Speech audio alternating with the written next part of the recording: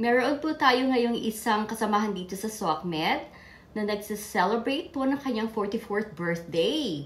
Siya po ay si Ana Tapion o sa mas kilala natin na si Jamsu. Happy 44th birthday, Jamsu! Cheers!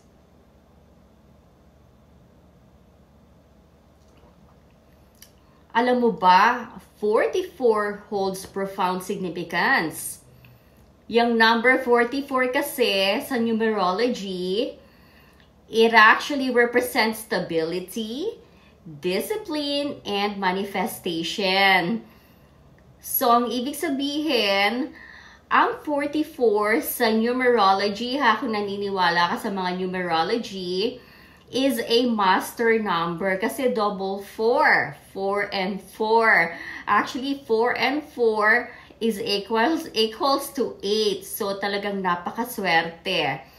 And it actually symbolizing the potential for achieving a great success. Alam niyo po bang itong si Jam, o sa mas kilala nating Jamsu, napakabait po niyan. Wala po akong masasabi dyan. Lahat po ng klase ng content creator, pinakikisamahan po niya.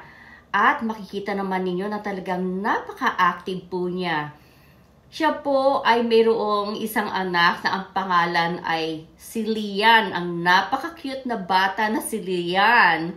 At napakaswerte po niya kasi nandyan din po ang kanyang mapagmahal na asawa. Kaya ang wish ko sa iyo, Jamsu, for your 44th birthday is a birthday filled with love, happiness, and all the wonderful things life has to offer.